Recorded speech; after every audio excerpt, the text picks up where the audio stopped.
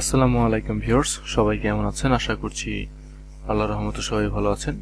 So আজকে আমি আপনাদের জন্য একটি নতুন ভিডিও সিরিজ নিয়ে এসেছি। যে সিরিজে আমি আপনাদেরকে দেখাবো HTML এর basic to advance. So HTML সম্পর্কে আমরা এই ভিডিওতে বা এই ভিডিও সিরিজে আমরা জানবো। সো আজকে সেই ভিডিও সিরিজের প্রথম ভিডিও।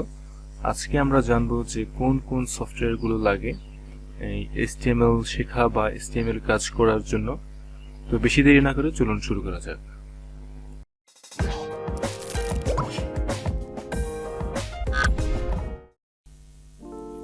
সো আমাদের HTML কাজ করার জন্য দুটি সফটওয়্যার মাস্ট বি লাগবেই।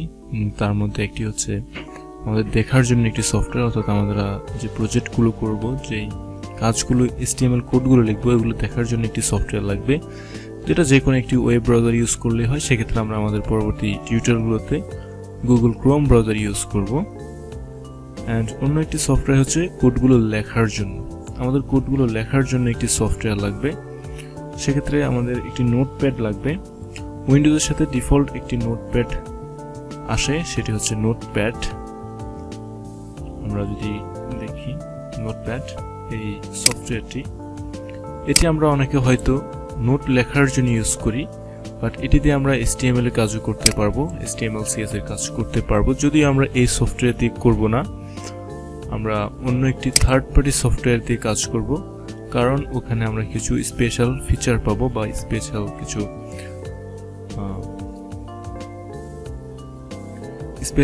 কি পাবো, স্পেশাল কিছু ফ্যাসিলিটি পাবো, যে কারণে আমরা অন্য একটি থার্ড পার্টি ইউজ করব। সেটি হচ্ছে নোটপ্যাড প্লাস প্লাস, যেটি আমার কম্পিউটারে অলরেডি ডাউনলোড করা আছে এবং ইনস্টল করা আছে। সো এই পর্বে আমি আপনাকে দেখাচ্ছি কিভাবে এই সফটওয়্যারটি ডাউনলোড করবেন।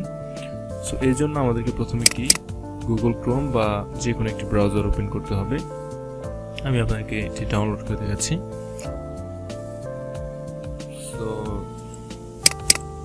ডাউনলোড করার পর আমরা আমাদের ক্রোম ব্রাউজার বা যে কোনো ব্রাউজারের সার্চ বারে লিখব notepad plus plus download.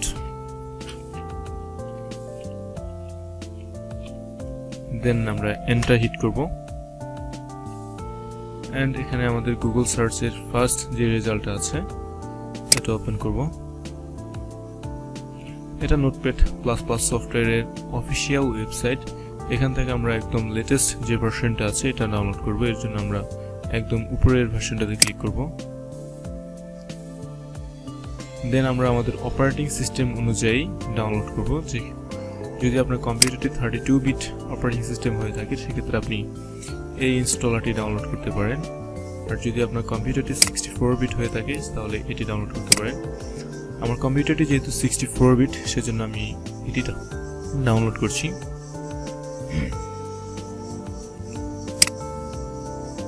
And এটি ডাউনলোড করার পরে আপনারা সিম্পলি এটি যে কোনো একটি সিম্পল সফটওয়্যারের মধ্যে ইনস্টল করে নেবেন। আশা করছি এটা সবাই পারবেন।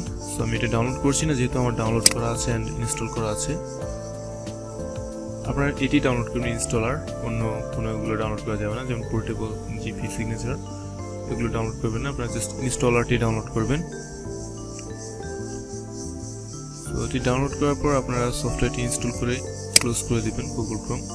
অ্যান্ড এটি ইনস্টল করার পরে ইন্টারফেসটা অনেকটা এরকম হবে, এরকম।